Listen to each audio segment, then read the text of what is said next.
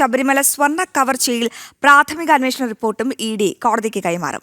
PMLA ആക്ടിലുള്ള അന്വേഷണ സാധ്യത ഹൈക്കോടതി ദേവസ്വം ബെഞ്ചിനെ ബോധിപ്പിക്കാനാണ് കൂടുതൽ രേഖകളും റിപ്പോർട്ടും കൈമാറുന്നത്. വിശദമായ വാദത്തിലേക്ക് കടന്നതിന് അതിനുശേഷമായിരിക്കും ഈ തെളിവുകൾ കോടതിക്ക് നൽകുക. ശബരിമല സ്വർണ്ണക്കവർച്ച കേസിൽ ഇഡി അന്വേഷണ സാധ്യതകളില്ലെന്ന പ്രത്യേക അന്വേഷണ സംഘത്തിന്റെയും സർക്കാരിന്റെയും വാദങ്ങൾ ഖണ്ഡിച്ചാണ് പ്രാഥമിക അന്വേഷണ വിവരങ്ങൾ കൈമാറുന്നത്. വിശദമായ വാദത്തിലേക്ക് കടക്കുകയാണെങ്കിലാണ് കള്ളപ്പണ നിരോധന നിയമപ്രകാരം എന്തുകൊണ്ട് അന്വേഷണം വേണമെന്ന് ബോധിപ്പിക്കുന്ന പ്രാഥമിക വിവരശേഖരണ രേഖകൾ കോടതിക്ക് കൈമാറുക. ശബരിമല സ്വർണ്ണക്കവർച്ച കേസിൽ പ്രഥമദൃഷ്ട്യാ കള്ളപ്പണം വെളുപ്പിക്കൽ നടന്നിട്ടുണ്ടെന്നാണ് ഇഡിയുടെ വാദം.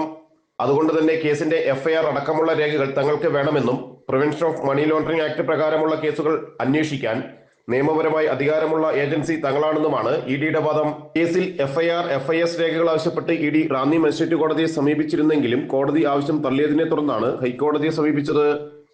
ശബരിമല സ്വർണ്ണക്കവർച്ച കേസ് ഇഡി അന്വേഷിച്ചാൽ കൂടുതൽ ഉന്നതരിലേക്ക് അന്വേഷണം എത്തുമെന്നും ഉദ്യോഗസ്ഥരിൽ മാത്രം ഒതുങ്ങില്ലെന്നും വ്യക്തമായതോടെ ഇഡി അന്വേഷണത്തിന് തടയിടാനുള്ള അണിയറ നീക്കങ്ങൾ നടന്നിരുന്നു. ജനം, കൊച്ചി.